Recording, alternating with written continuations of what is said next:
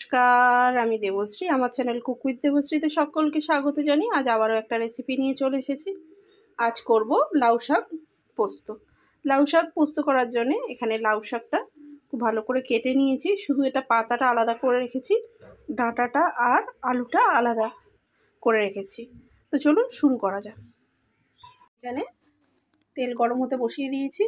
এখানে দুটো শুকনো লঙ্কা ফোড়ন দিয়ে দিলাম।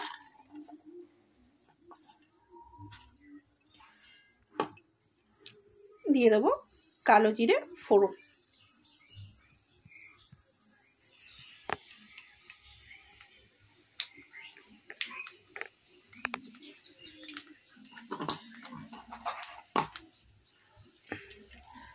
একটু ভাজার অপেক্ষা করব, গন্ধ যখন বেরোবে। ভাজা হয়ে গিয়েছে লঙ্কা আর কালো জিরে। এবার প্রথমে আলুগুলো আমি দিয়ে দেবো।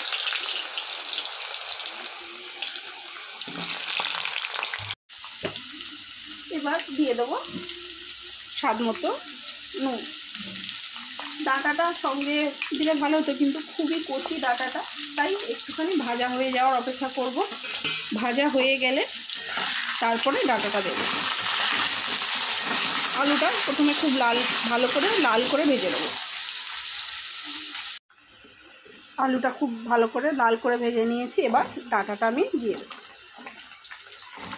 যেহেতু খুবই কচি শাকটা, তাই খুব বেশি ভাজার দরকার নেই।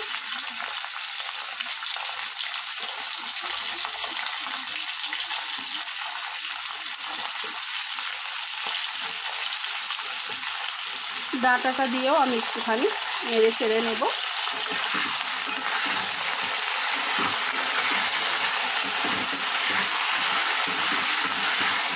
ডাঁটাটা দিয়ে 40 সেকেন্ড মতো একটু নেড়ে চেড়ে নেব। 30-40 সেকেন্ড, বেশি নয়। এবার একটু হয়ে গেছে। এবার মশলা দিয়ে দেবো। দিয়ে দেবো লঙ্কা গুঁড়ো স্বাদ মতো,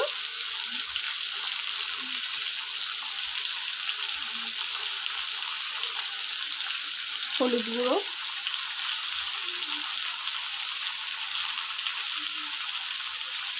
আর জিরে ধনে গুঁড়ো।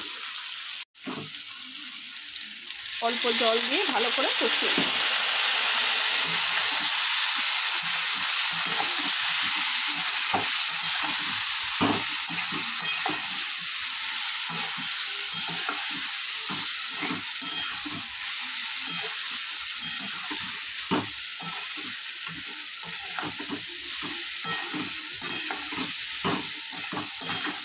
তো চলুন একটুখানি কষিয়ে নিয়ে আসছে।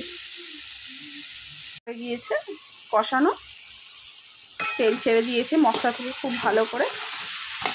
এবার শাকটা আমি দিয়ে দেবো।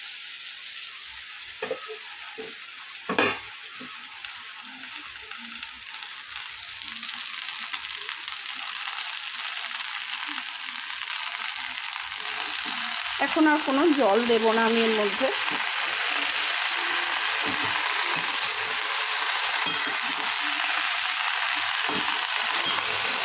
একটুখানি নেড়ে চেড়ে আর এবার চাপা দিয়ে দেবো।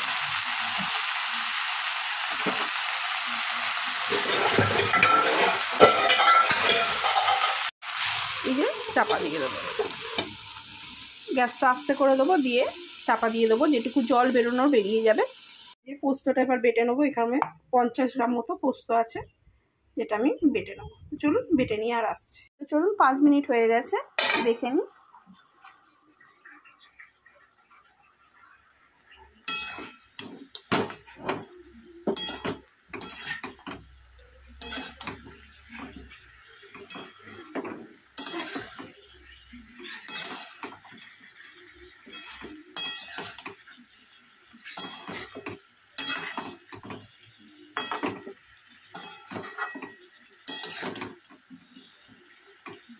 আলুটাও সিদ্ধ হয়ে গিয়েছে।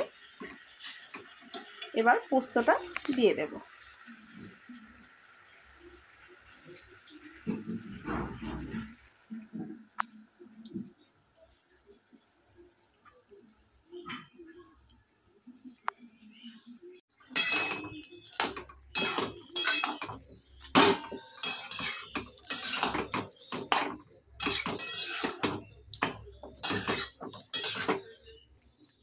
পোস্তটা দেওয়ার পর আরও 5 মিনিট আমি রান্না করে নেব। তাহলেই কিন্তু তৈরি হয়ে যাবে আমার লাউ শাক পোস্ত। তো চলুন আবার ঢাকা দিয়ে দিই, দিয়ে 5 মিনিট রান্না করে নিই। পোস্ত দেওয়ার পরেও 5 মিনিট ফুটিয়ে নিয়েছি আমি। এবার দিয়ে দেবো অল্প একটু কাঁচা সর্ষের তেল,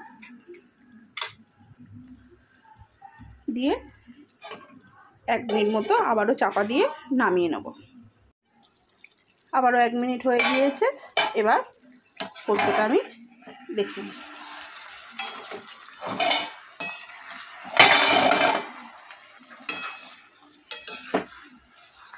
একদম রেডি আমার লাউ শাক পোস্ত। তো চলুন এবার এটা নামিয়ে নিই। গরম ভাতের সঙ্গে দুর্দান্ত স্বাদ এই লাউ শাক পোস্ত। তো চলুন নামিয়ে নিয়ে আর আসছি। তো দেখতেই পেলেন কত সহজে আর কত অল্প উপকরণ দিয়ে কিন্তু আমার লাউ শাক পোস্ত রেডি হয়ে গেল। তো যদি রেসিপিটা ভালো লাগে বা রেসিপি সম্পর্কে কিছু জানার থাকে অবশ্যই কিন্তু আমাকে কমেন্ট করতে ভুলবেন না। আর রেসিপিটা যদি ভালো লেগে থাকে অবশ্যই লাইক, শেয়ার অ্যান্ড সাবস্ক্রাইব করে আমার পাশে থাকবেন। তো চলুন আজকের মতো টাটা, দেখা হবে অন্য কোনো দিন অন্য কোনো রেসিপির সঙ্গে।